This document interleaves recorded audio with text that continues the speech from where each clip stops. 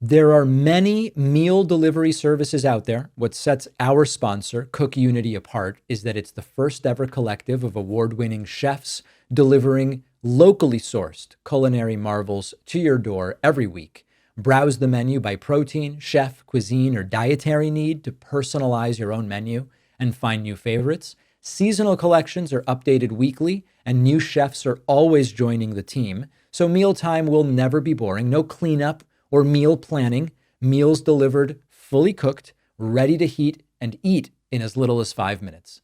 Enjoy restaurant quality meals for a fraction of the price. Subscriptions start as low as $11 a meal. Go to cookunity.com/Pakman or enter the code Pakman for 50% off your first week. The link is in the description. Welcome, everybody. You know, if you were wondering what a second Trump administration might look like, who'd be in charge, what kind of decisions they would make, we now have a pretty clear picture. And it looks sort of like a group project gone very, very wrong. Remember in school when you'd be assigned, maybe this is just my experience.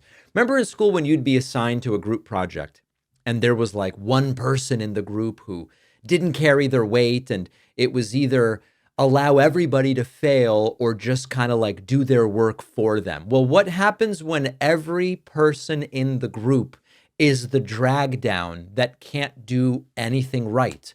Well, that's what we are seeing with Donald Trump's cabinet. I'm going to kind of give you a little bit of an overview of the cabinet fiascos of this week alone.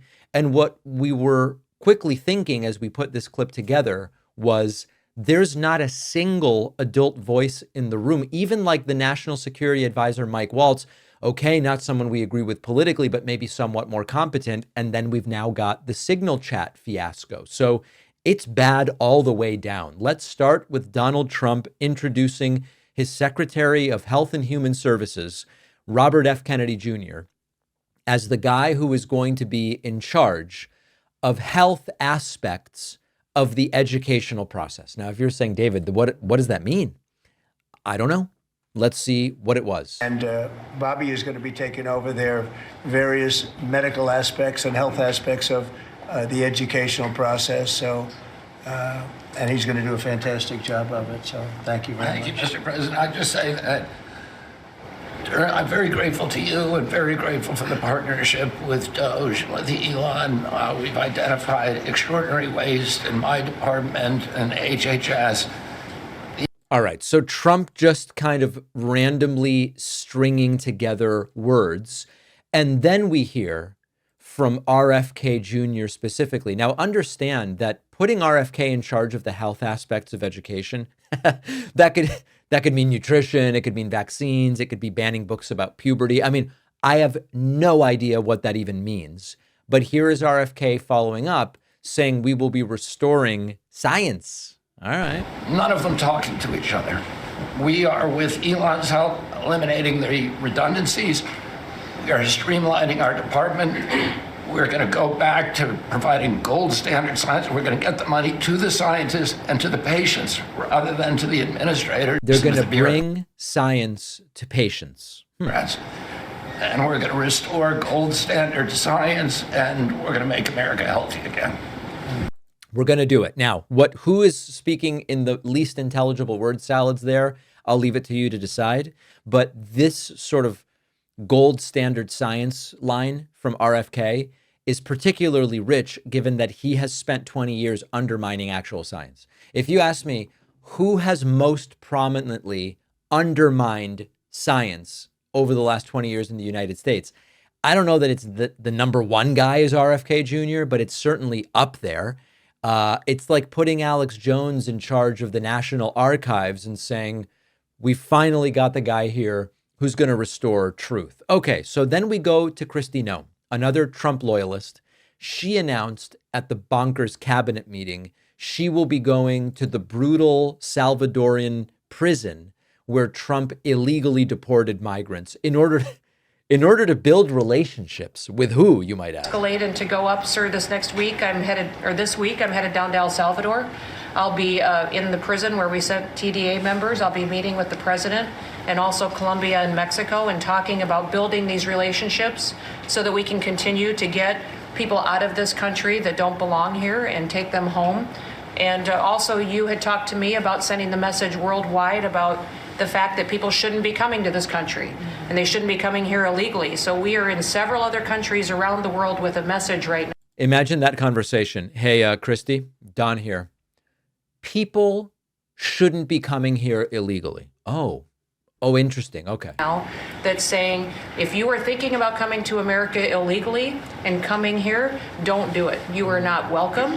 We have a legal process to becoming a United States citizen, and there are consequences if you come here illegally, and America has changed because we're putting Americans first. Right. So, of course, nothing screams diplomatic engagement like photo ops in a prison notorious for alleged human rights abuses.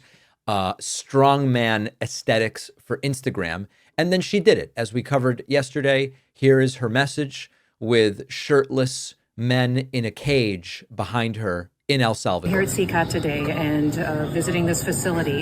And first of all, I want to thank El Salvador and their president for their partnership with the United States of America to bring our terrorists here and to incarcerate them and have consequences for the violence that they have perpetuated in our communities. I also want everybody to know, if you come to our country illegally, this is one of the consequences you could face. First of all, do not come to our country illegally. Right. You will be removed and you will be prosecuted. But know that this facility is one of the tools in our toolkit that we will use. All right. So we talked about this yesterday. This is a dystopian nightmare. Everything they're doing there is against the law. The deportations, the court said, don't do it. They did it anyway. And now they are flaunting it. They are going there and doing videos. All right. So that's Christino. We then get to Pete Hegseth. Pete Hegseth, just a few days ago, looked directly into the camera and said, we used to look like fools when Joe Biden was president. Under the previous administration, we looked like fools. Not anymore. President Trump has reestablished American leadership. The F-47 is part of it. And Mr. President, thank you. Thank you, Mr. President. We don't look like fools anymore. Not only is the cabinet a mix of conspiracy theorists and self-aggrandizing billionaires and Fox News hosts and right-wing influencers, but Pete Hegseth himself is now involved in the most embarrassing national security failure, certainly of this presidency, certainly of the last decade, maybe longer, wherein specifics were shared about attack plans in Yemen on a Signal chat that involved a journalist who had no business being there. This was just days ago that Hegseth said, it used to be the case that we looked like fools. But now we don't. Well, now we do. We then have Elon Musk. Elon Musk wearing a Trump was right about everything hat at Trump's cabinet meeting.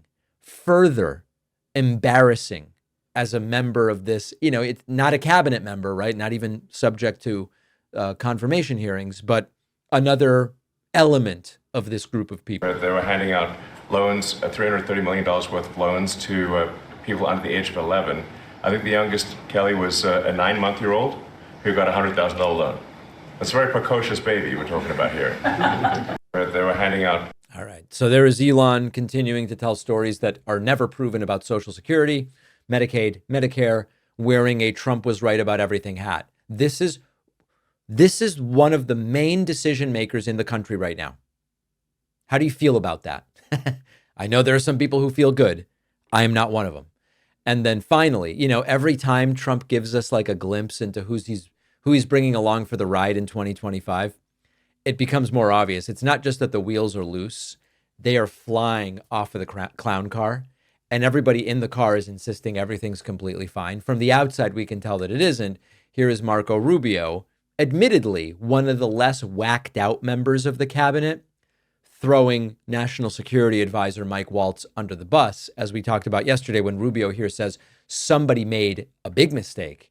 He's talking about Waltz. The MAGA civil war has begun. First question, let me just say on the Signal thing. This thing was set up for purposes of coordinating how everyone was going to call. When these things happen, I need to call foreign ministers, especially of our close allies. We need to notify members of Congress. Other members of the team have different people they need to notify as well. And that was the purpose of why it was set up. Obviously, someone made a mistake.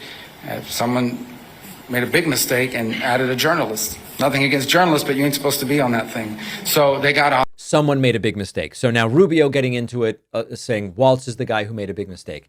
This is not a surprise. This is an embarrassment. The world sees it. When you choose your cabinet by watching Fox News and just saying, who's even richer than me that I might be able to suck in? Who donated a lot of money to me? Elon Musk. Who will lay down like a doormat and let me walk all over them and do whatever I tell them to do, regardless of what the law says, regardless of what due process says we're supposed to provide? Who are the people that check these boxes? This is what you get. It's embarrassing and it's humiliating, but it's where we are. One of Donald Trump's lawyers, former lawyer, Alina Habba, is out there doing exactly what you would expect from a MAGA mouthpiece with no good defense, which is screaming hoax into every single microphone that she can find. And now they are taking the hammer, the one tool they have, calling things a hoax, and applying it to the signal text fiasco. Here is Alina Habba in an exclusive one-on-one interview on Fox News after it was announced that she would become U.S. attorney for the district that includes New Jersey. She says there's no story with the signal hoax. With the signal fiasco. It's a hoax. It's a distraction. That's all it is. And that is really the sum of it. You want to talk to me about Doge. You want to talk to me about what's happening with this signal nonsense where they're communicating high-level people. Maybe a mistake was made, but at the same time, I'll tell you one thing. There was high-side communications that were proper, that were done correctly, and nobody here got hurt. A. B. Yeah, thanks to Jeffrey Goldberg. Were allowed to do it because there was no classified information. But you know what this is? The information was wrongly unclassified, if that's true. But here's the key Sean, part. it's the same thing we've been talking about for 4 years. It's a hoax. It's a distraction. It's the same thing they did when they said Biden had no cognitive decline, absolute garbage. And they're going to continue to do it in this administration. Why? Because we're winning. Because we're winning and we're successful and we're going to keep hitting hard for the American people. And all right.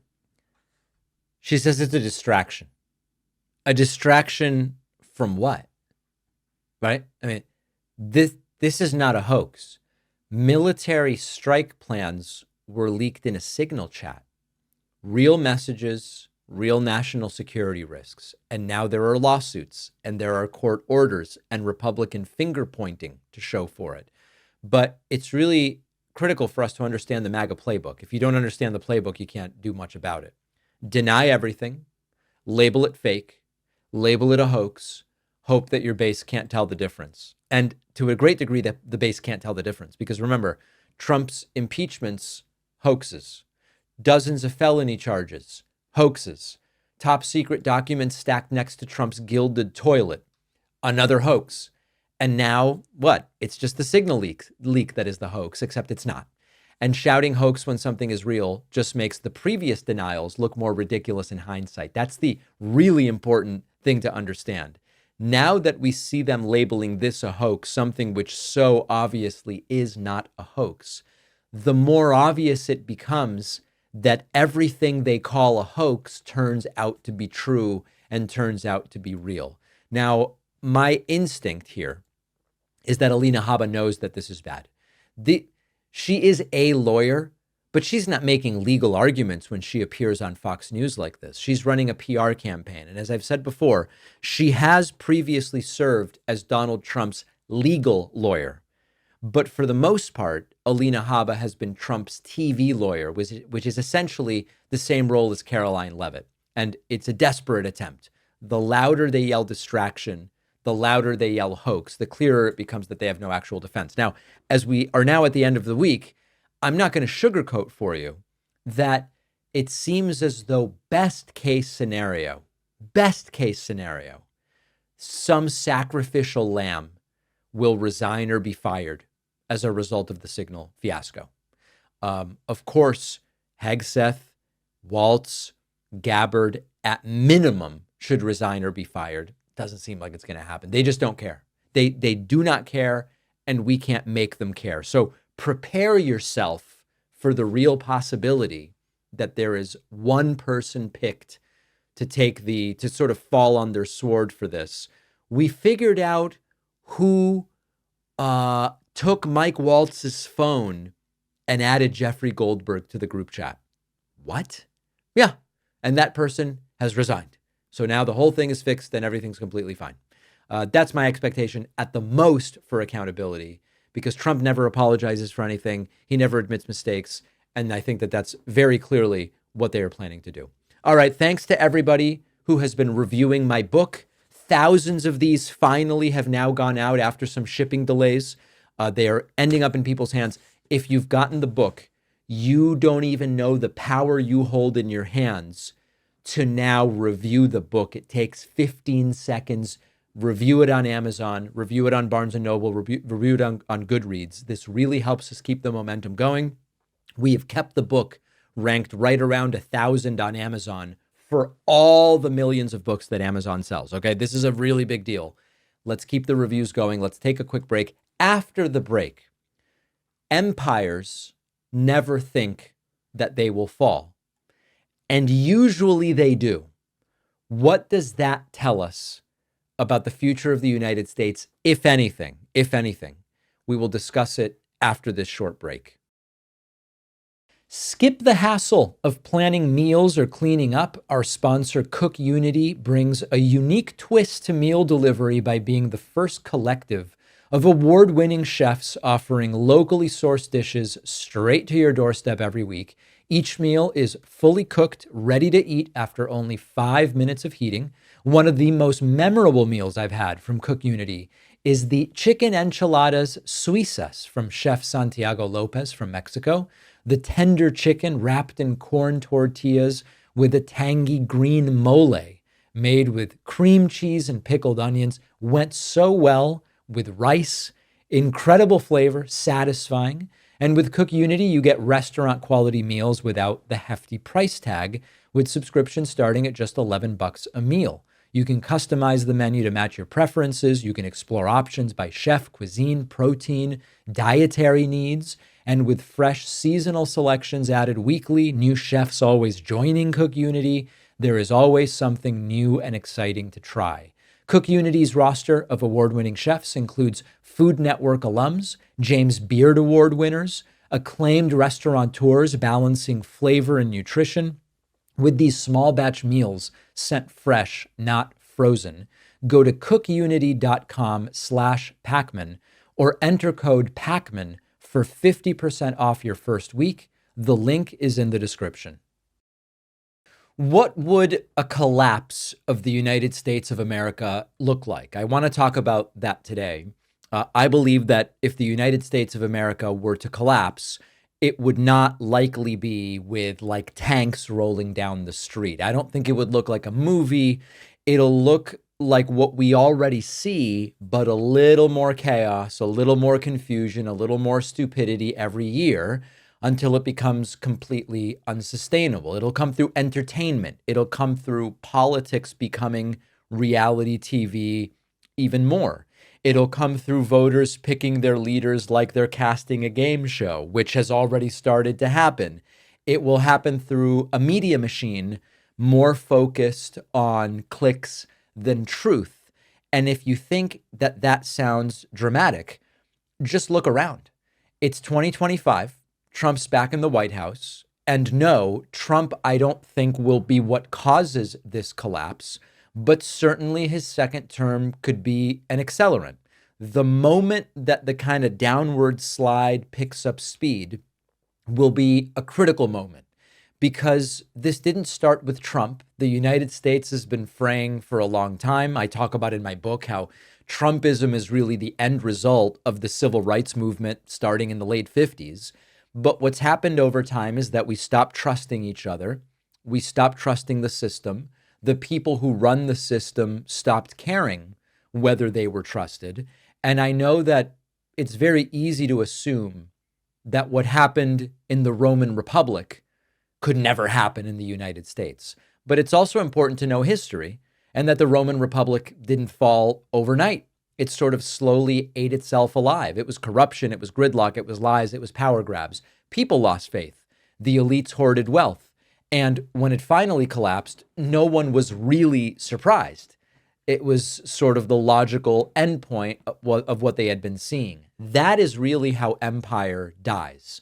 Here is what America's version looks like much of the elements of which we've talked about, many of the elements of which we've talked about before. We can't agree on basic facts. We fight over science. Half the country thinks elections are rigged. The other half thinks nothing will ever change. Almost nobody trusts the people in charge. And that is the collapse of civic trust. And once that is gone, it's very difficult to build. It's very difficult to rebuild as well. The press is supposed to keep power in check, but corporate media gave up on that a long time ago. Instead, they kind of feed us distractions. Horse race polls, more airtime to nonsense than policy. We saw that with the interview of Bernie Sanders on Sunday by Jonathan Karl. And then now we have a generation raised on propaganda, addicted to outrage, can't tell the difference between news and opinion media, trained to believe politics is just a game.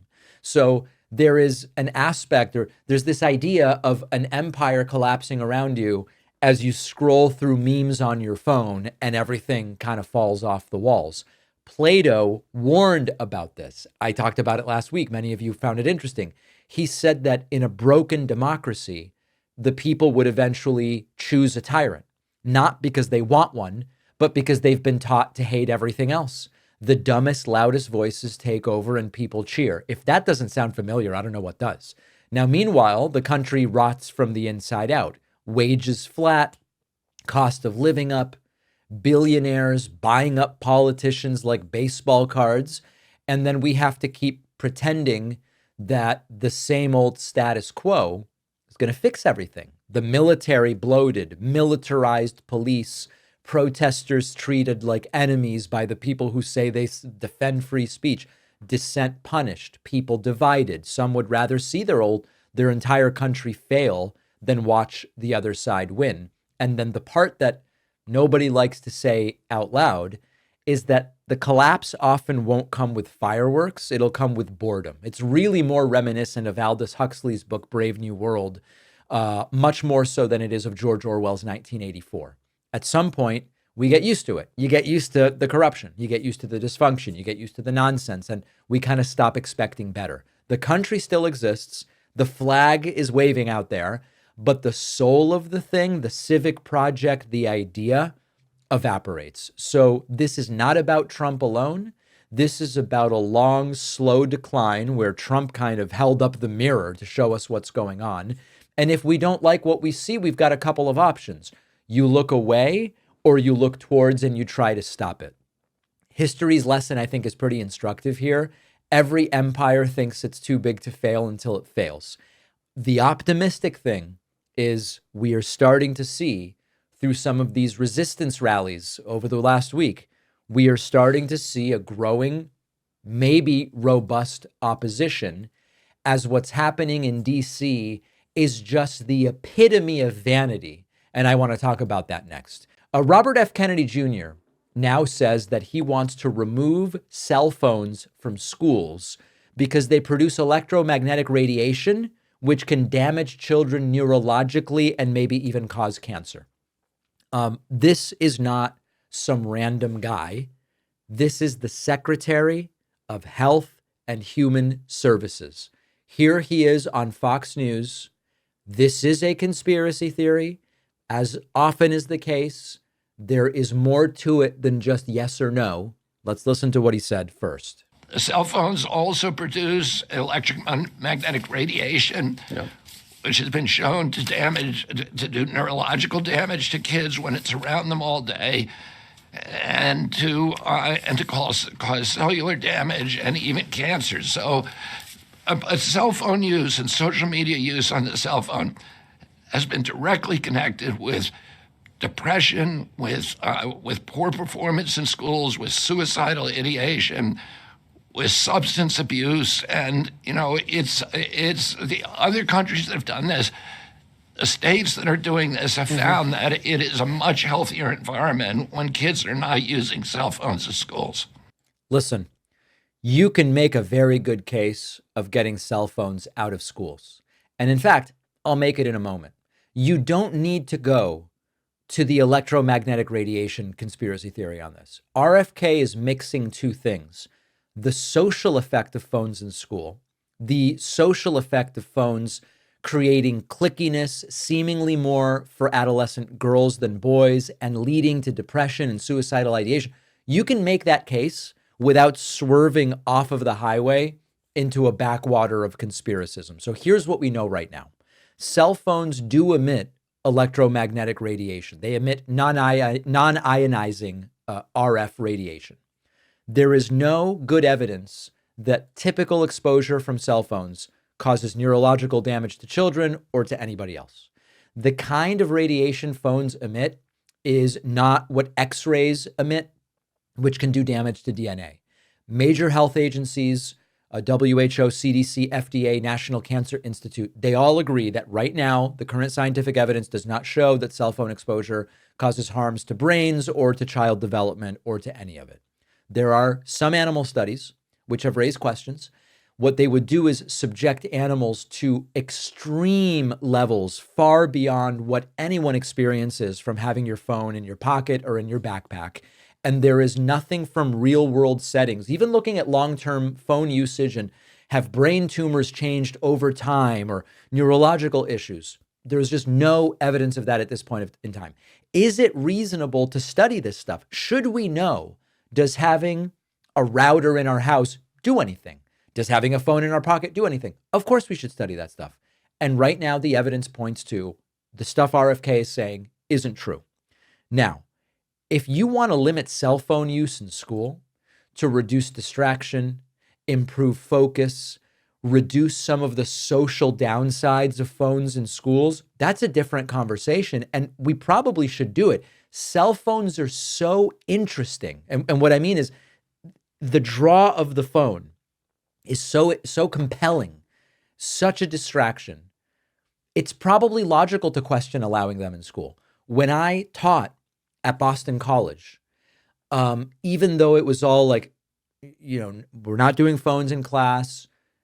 You can have your laptop, right? How am I going to enforce no laptops, right? Supposedly notes are being taken.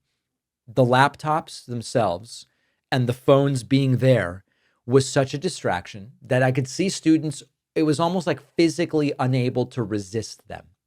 It wouldn't shock me if in some number of years when phones are banned in school, some people say, hey, remember when like you were just allowed to have your phone during class? It'd be like, remember those smoking sections on airplanes? I remember that from flying internationally to Argentina when I was a kid.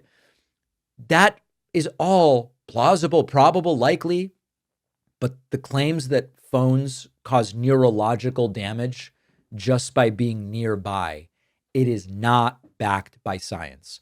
I'm not jumping into the you shouldn't ask that. I'm not jumping into any of this conspiracy stuff about it. You have to suppress it. We can't talk about that. We have a bunch of data on it. It doesn't appear to be true. It's irresponsible for him to be spreading this stuff. That's the bottom line. We've got a fantastic bonus show for you today, and I can't tell you how excited I am that the book is out. The book I've been working on for a very long time, The Echo Machine, is out today. I know that hundreds of you have already received the book. I know that thousands of you will shortly receive the book. This is no longer months away. This is the now. We have 7 days to do what we can to see if we can get this book some accolade for new nonfiction book. Whatever is your preference in terms of audiobook, Kindle, or physical book, they're all available. Amazon, Barnes & Noble, local bookstores, signed copies still available at davidpakman.com/booksmith. This is it. Please leave a review, okay? Some platforms require proof of purchase to review, some don't. I'm just telling you, that's just a fact, okay? I'm just mentioning that. If we can rack up a bunch of reviews over the next 48 hours, it would really help. So please do review the book on Amazon, Barnes & Noble, and Goodreads. We will see you on the bonus show. I'll be back tomorrow. What a day. Don't forget that the best way to support the David Pakman Show is by becoming a member, which gives you access to the daily bonus show, the regular show with no commercials. You also get access to our entire archive of every episode dating back a really long time and plenty of other awesome membership perks. Go to joinpakman.com, joinpakman.com. All right, I want to be clear right off the bat. They're coming for your money. And I don't mean that in like a vague and abstract way. Right now, as you listen to this, Social Security is starting to break down. The website has been crashing. The phone lines are jammed or silent, and the staff has been either laid off or demoralized or limited. And behind the curtain, you know what's behind the curtain. It's Elon Musk's Doge, the Department of Government Efficiency, running the show like it's a bad crypto scam or the latest meme coin. We're talking about $1.5 trillion in benefits gone glitchy and occasionally inaccessible. Listen, we all understand large systems don't function perfectly. It's not like Social Security was this perfectly oiled machine before. But the Trump-Musk team has thrown gasoline onto a system that was working by firing more than 12% of the staff, eliminating the office that tracks how the public is being treated so that you can't complain when you get screwed anymore, slashed call centers, canceled ongoing and open modernization contracts, and also outsourced the critical decision-making for Social Security to a private tech billionaire with a fraud obsession who is the very unelected bureaucrat we were told Trump was going to get out of government. And the guy now running the place is a mid-level analyst who handed over internal data to Elon Musk's team behind his boss's own back. And he's now in charge of whether 73 million Americans get their checks on time. So what's the plan here? The plan is very simple. It's almost stupidly simple. Break it and then say, look, government doesn't work. It broke. It's broken. Well, it's broken by your doing.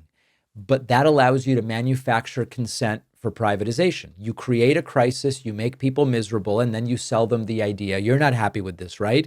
I have the solution for you. It's Wall Street. Wall Street can do it better. Private industry can do it better. Let's let in the hedge funds and the financial advisors and the whole thing. It's a very old playbook.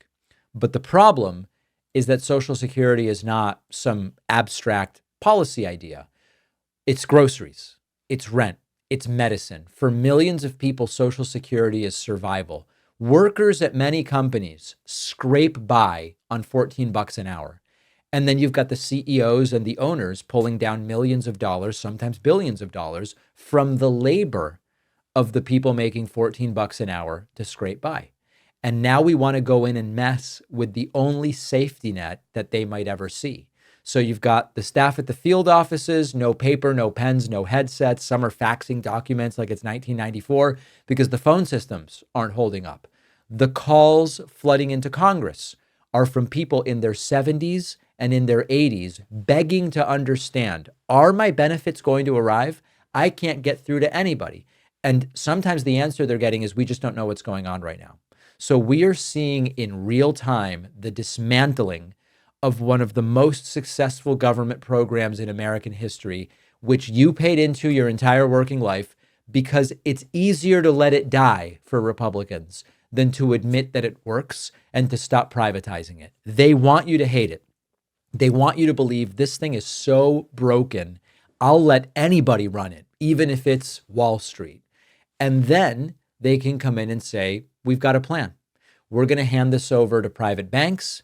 Yes, they will take some fees. Yeah, they're going to take a cut. That's fine. Yeah, they'll profit a little bit off of your retirement checks that you've been paying into, if you live long enough to get those, by the way. But this is how we're going to fix a problem that we created. Sometimes it can be easy to feel like you're kind of screaming into the void. I really hope that the audience understands how they are applying this technique in so many places. Look at these crappy public schools. Well, yeah, you reduce funding, you give them kind of one-size-fits-all metrics by which they'll be evaluated, and you insist that they're merely worthless liberal indoctrination. Is it surprising that they start to fail and then they come in and go, how about private schools? How about pulling money out? How about vouchers? And then we go, I don't know. It doesn't seem to be working that well. Maybe we should consider some of these ideas. Postal service, let's slow it down. Let's stop paying overtime for mail carriers. Let's make it function as slowly as possible right at the time when everybody's sending in absentee ballots for the 2020 election, September, October 2020. hey, this isn't working very well. Maybe we should really be bringing in FedEx, UPS, DHL, or some private company to do this. Well, it's not working well because they're making it not work well. And it's the same playbook with Social Security. They want to apply it to Medicaid. They want to apply it to Medicare. I hope that people are understanding what's going on. They want you to just look the other way and say, do whatever you want because it's not working. All right, there's a little bit of trouble in paradise. A top right-wing newspaper is expressing some skepticism about Donald Trump's economic agenda. We could call it trouble in MAGA paradise. That might be a better way to say it. When Holman Jenkins at the Wall Street Journal editorial page, this is the same Wall Street Journal owned by News Corporation, generally supportive of Trump for a very long time. When the Wall Street Journal editorial writers start saying, a lot of what Trump's doing doesn't make sense, you know that the cracks are starting to appear. There is a new Wall Street Journal column in which Jenkins essentially lays out kind of a polite Wall Street coded version of this administration is a mess. Now, of course, there's the Signal chat leak, which we've spoken about this week, where a Trump official let in a journalist where Yemen war plans were being discussed. In a secure government, that would be a scandal. In Trump world, I guess it was Monday that it happened. What Jenkins writes is, quote, this may be the episode that causes the administration to pull in its horns. Republicans in Congress may threaten investigations to gain leverage over a Trump team that has discomfited GOPers as well as Democrats in some of their cherished programs and prerogatives. So let me translate that for you. Even Republicans are pissed about what Trump and Elon Musk are doing, even while defending Doge. And you always have to say, okay, they're still mostly defending what's going on. Even when defending Doge, Jenkins says, quote, Mr. Musk's chaos would be the worst possible solution to this spending chaos, if not for the fact that more orderly reforms are out of reach. That's not what we usually hear from the right-wing press that's been carrying water for this administration. And yet this piece, even in its criticisms of the administration, is still, number one, trying to acknowledge that there is a mess here, but also to softly justify it. It's sort of like watching someone apologize for their friend who burned down a house by saying the house was really old at the end of the day. Wasn't right to burn it down, but the house was kind of really old. The big picture here is that they're nervous. And it's not that they're nervous because they've suddenly developed compassion. They're afraid that Donald Trump's chaos is going to start touching things that they care about: the stability of the stock market, defense policy, re-election odds once Trump is gone. You don't start a column saying Doge or nothing unless you've run out of coherent ideas. And you definitely don't start cautioning that the administration needs to pull in its horns unless people in your circle are saying this is starting to look bad. Now, I want to be really clear. Yes, the Wall Street Journal editorial board is trying to thread a needle here. We like the goals of Doge. We don't like the execution. But when the paper of Wall Street starts kind of looking skeptically at Donald Trump's team for leaking war plans or breaking federal agencies, it's a warning shot. It's not a critique, but it's a warning shot. It's not to Trump. Trump doesn't give a damn. It's a warning shot to down ballot Republicans. You can't necessarily count on us if this goes completely screwy. And at some point, right-wing media, I guess, is realizing at some point you can't keep pretending that the guy burning everything down is just shaking things up. Sometimes he's actually burning it all to the ground, and you're standing very close. So do I expect the Wall Street Journal editorial page to all of a sudden completely turn and say, Trump's a disaster, he must resign? Of course not. Of course not. The point here is they are getting nervous. A lot of these more establishment, traditional right-wing editorial pages and media outlets are getting nervous. And what elected officials are telling us is that behind the scenes, there's Republican elected officials also getting very nervous. They just aren't willing to say it publicly because they know they will become targets of Trump or Musk or primary campaigns or whatever the case may be. So we're going to be watching for these cracks. And one of the things you're going to notice in the Friday feedback is that the more that the cracks develop among elected Republicans and right-wing media, the more that the average Trump supporter supports Trump even more, which is exactly what cult behavior would suggest.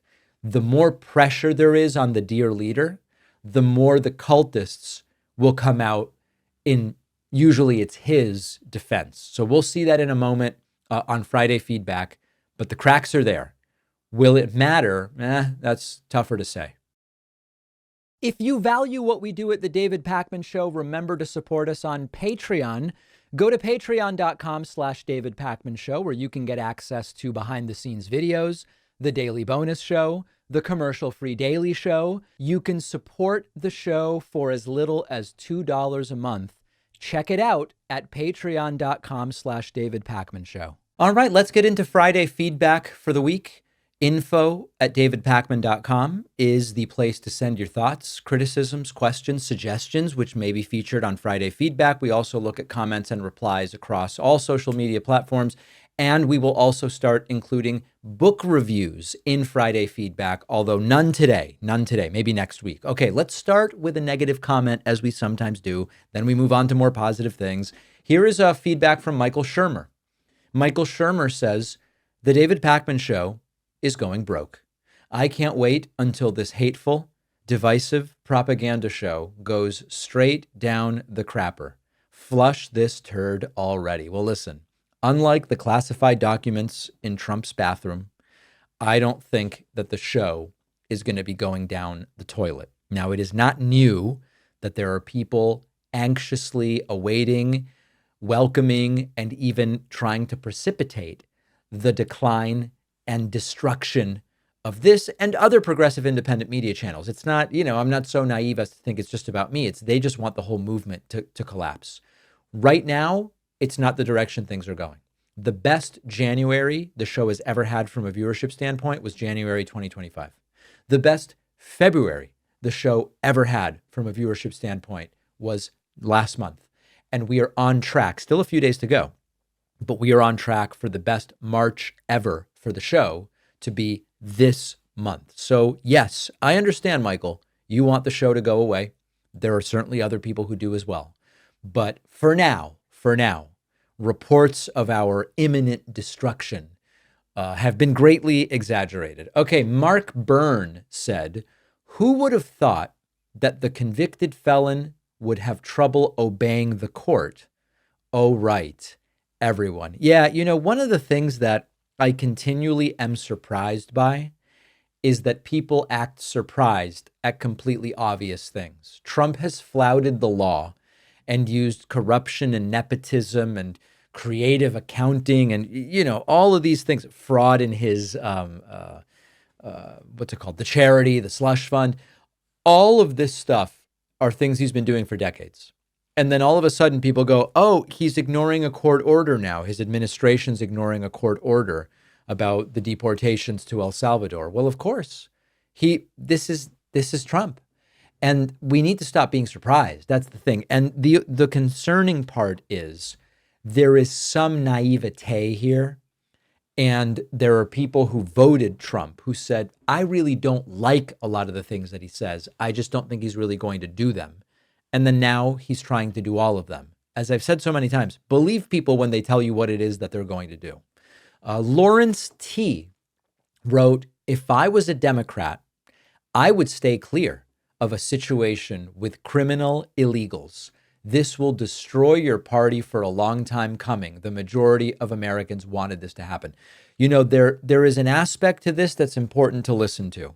There are so many hills to die on. And I think that it is critical for the left to hold Trump accountable over the fact that we were told that the focus would be criminal illegals, people accused, convicted of crimes, etc. And that all of a sudden, people whose citizenship paperwork is in progress are being either detained, imprisoned, or deported. They lied about what the focus was going to be.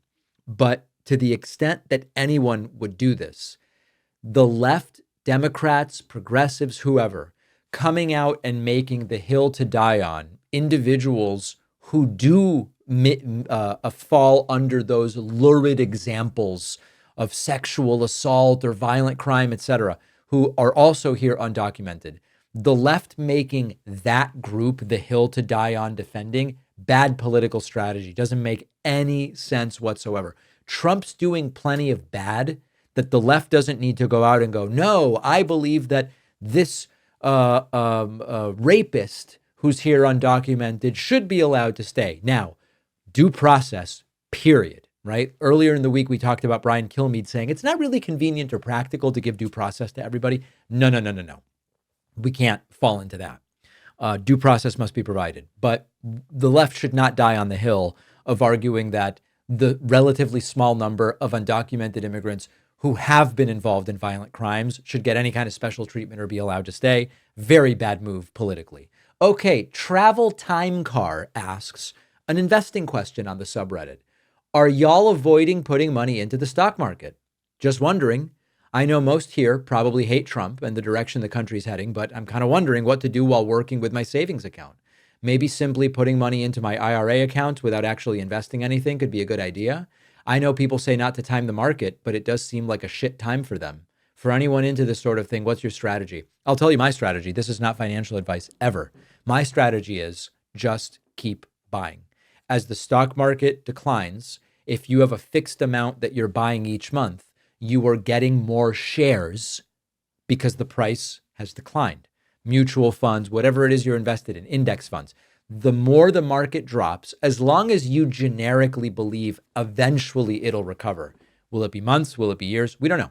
But if you eventually believe the stock market will recover, which historically it always has, the best strategy is just keep investing every single month. It's called dollar cost averaging. That's what I'm doing. And then over time, what you will see is that having accumulated all of those shares will increase the amount that you accumulate in dividends during that time. You reinvest the dividends. When the stock market pricing is lower, the dividends buy you more shares. And then when things recover, you are in a way better position than if you tried to time the market or whatever other idea. So that's what I'm doing. It's not advice for anybody else, but it's what I'm doing. Print this and smoke it, asked on the subreddit. Is Elon Musk just a Mike Pillow 2.0? Both are known to have used drugs that are known to create a sense of euphoria in the brain. Both got caught up in Republican nonsense and tanked their companies chasing a propaganda dream. All over the world, you're seeing people rejecting everything about Tesla and Musk. I personally want an electric vehicle, but would not be seen in what they are now calling a swastika. Yeah, there's an interesting analogy there. Mike Pillow sort of tanked his business by getting involved in politics. And Elon Musk seems to be tanking Tesla by getting involved in politics. It's a perfect analogy. That's absolutely right. The good news about the electric vehicle thing is there are endless options. There's no reason right now to say, oh, I want an EV, but I don't like Musk. What do I do? You've got dozens of options and more coming every year. So in that sense, it's actually a great spot to be in if you are an anti-Tesla, pro-electric vehicle person. Gerald Carper wrote on Facebook, so David, don't you see the hypocrisy of Democrats? We're all in on Tesla now that Trump and Elon have cut off the gravy train to these politicians. They all now hate Tesla. Do you sow the never-ending hypocrisy of the left? Atrocious, just an absolutely brutal assault on the English language. Let me rephrase what I think this person's trying to say. Will I acknowledge the hypocrisy of Democrats who loved Tesla, but now that Trump and Musk are doing stuff that the left doesn't like, they hate Tesla? No. Here's the bottom line. Elon Musk and Tesla advanced EV technology extraordinarily. Battery technology, no doubt. First mover advantage. I saw the promise. I invested in it. I drove a Tesla for a while. Now, we have so many more choices, and you can still be all in on electric vehicles while saying part of the reason we have all these choices is Elon Musk, but I don't like what he's doing right now. And so what I will do is I will vote with my dollars. I support electric vehicles. I will get an electric vehicle. I don't support Musk. I won't get a Tesla. It's completely consistent. It's completely coherent. When people's behavior changes, you adapt and evaluate their new behavior. That's it. Very simple. Academic Value wrote on the subreddit, wasn't it just last week that we got lectured by Trump about how it should be illegal to criticize judges? How long are people going to buy into this utter bullshit? It shows he just says anything, and these fools continue to go along with it. I know I sound like a broken record, but isn't it obvious that someone is a con man when they promote two totally opposite positions. Yeah, I mean, listen, Trump has a long history of taking completely different positions on different issues so that you can just pick one you like and say, I think I agree with Trump. Of course, Trump is a hypocrite. He previously and recently said it should be illegal to criticize judges when it was people criticizing, for example, Eileen Cannon, who presided over one of Trump's cases. And then on the other hand, Trump is saying, here's a judge that didn't do what I wanted. This judge should be impeached. The judge's wife is a Democrat. Of course, he's a hypocrite. The question is, does anybody care? I think the people that care are already not voting Trump. Consistency no longer matters to the modern American right wing. You can't get them to care about it. Ron Santucci, even left-wing notables like Bill Maher and James Carville are highly critical of the Democrats. And with good reason. The Democratic politicians are destroyers of our country. And liberal outlets like Pakman are propagandists who support the left no matter how bad they are. I don't think this person's ever seen my show. I, first of all, do not care about the Democratic Party as a party. I always just want to elect the best person, and I just look at who's running and vote for the best person, okay? Never been a Democrat, never donated to the Democratic Party, or to even, I never made a political donation in my life. I just don't do it. This is what I do. I have criticized the Democratic Party for picking candidates that do not seem authentic. I have criticized the Democratic Party for this instinct to be exclusionary rather than inclusionary and doing the opposite of what Republicans do. I have criticized the Democratic Party when I see an excess. I don't know what Ron's talking about, okay? But one of the things that I am used to is being criticized for things that aren't actually happening on this show. So that doesn't come as a surprise. But Ron, maybe try watching the show first before making such a criticism. Okay. Thank you to everybody who has bought and reviewed my book. We are soon going to know, is there any accolade based on first week sales that the book qualifies for? I would love your help. The supply chain issue on Amazon has been resolved. The books are shipping overnight. It's available at Barnes & Noble. Every Barnes & Noble store got 2 physical copies. I don't know if they're still there at your local Barnes & Noble, but every Barnes & Noble store did get 2 copies. And of course, you can get it everywhere books are sold. Please leave a review. It is critical that we really focus in on the reviews on 3 sites, Amazon, Barnes & Noble, Goodreads. Doesn't have to be long, can just be 1 line. Loved the book. Thought this other part would have been better, or whatever, right? Just an honest review. But we want to get those ratings and reviews in. Tuesday, maybe Wednesday, I hope to have auspicious news for you about the first week for the book. We'll see you on the bonus show. I'll see you back here Monday.